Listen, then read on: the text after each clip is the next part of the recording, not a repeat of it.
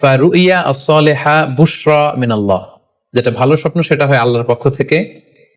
ওয়া রুইয়া তাহজিনুন মিনাশ শাইতান, আরেকটা স্বপ্ন থাকে যেটা শয়তানের পক্ষ থেকে, সেটা ভয় দেখানো হয়।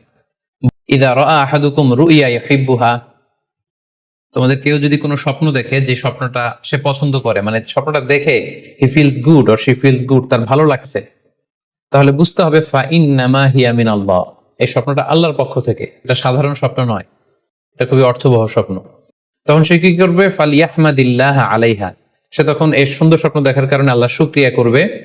ওয়াল ইউহাদ্দিস বিহা, এবং চাইলে সে এই স্বপ্নের কথা মানুষের কাছে বর্ণনা করতে পারে বা শেয়ার করতে পারে। তাহলে সহিহ বুখারীর এই হাদিসের ভাষ্য অনুযায়ী আমরা যেটা বুঝলাম, আমরা যদি ভালো কোনো স্বপ্ন দেখি তাহলে তিনটি কাজ করা যেতে পারে। প্রথমত আল্লাহর প্রশংসা করা, যেহেতু আমি ভালো একটি স্বপ্ন দেখেছি, আল্লাহ শুকরিয়া বা প্রশংসা আমরা করতে পারি। দ্বিতীয়ত চাইলে সুসংবাদ হিসেবে এই স্বপ্নটা আমি কারোর সাথে শেয়ার করতে পারি।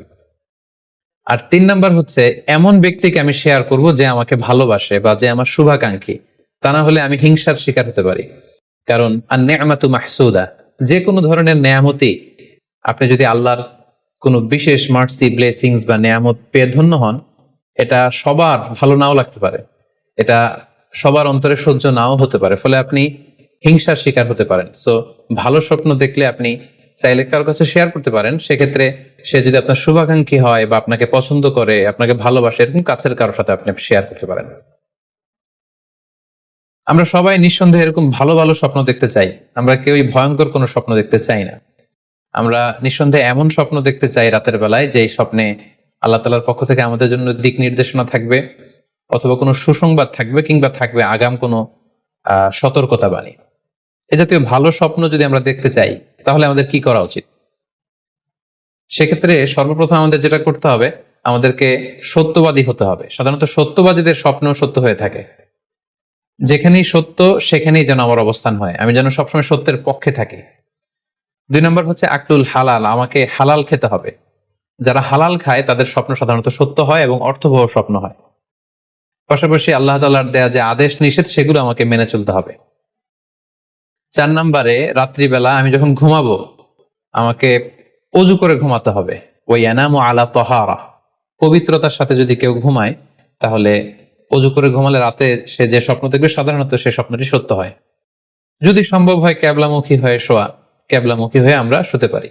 এই বিষয়গুলো যদি আমরা এনশিওর করতে পারি, অর্থাৎ সত্যবাদী হওয়া, হালাল খাবার খাওয়া, আল্লাহর দেয়া বিধিনিষেধ সবসময় মেনে চলবার চেষ্টা করা, রাত্রিবেলা অজু অবস্থায় ঘুমানোর অভ্যেস করা, পাশাপাশি ক্যাবলামুখী হয়ে শোয়ার চেষ্টা করা, এই বিষয়গুলো যদি আমরা মেনটেন করার চেষ্টা করি তাহলে আমরা যে স্বপ্নগুলো দেখব সেগুলো সত্য স্বপ্ন হবে বলে আমরা আশা করি।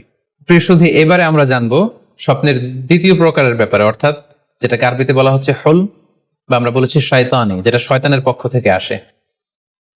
সেক্ষেত্রে শয়তান এটা সাধারণত মানুষকে ভয় দেখানোর জন্য, ঘুমের মধ্যে তার কোনো অকল্যাণ করার জন্য যে স্বপ্নটা দেখায়, এটা হচ্ছে শয়তানি। সেক্ষেত্রে সহিহ মুসলিমের একটি হাদিসের কথা আমরা এখানে উল্লেখ করতে পারি।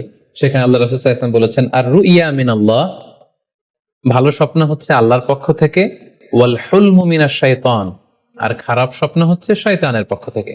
এখন কেউ যদি আমরা এই ভয়ঙ্কর স্বপ্ন রাতে দেখে ফেলি, যেটাকে আমরা নাইট মেয়ার বলি বা হরর ড্রিম বলি, ভয়ঙ্কর স্বপ্ন বা দুঃস্বপ্ন, যেটা দেখে আমরা খুব হাঁপিয়ে উঠি, আমাদের শ্বাস প্রশ্বাসের গতিবিধি বেড়ে যায়, আমরা খুব ভয় পাই, প্রচন্ড ভয়ে আমরা আটকে উঠি এবং ঘুম ভেঙে যায় আমাদের, এরকম ভয়ঙ্কর স্বপ্ন যদি আমরা দেখি তখন আমরা কি করব?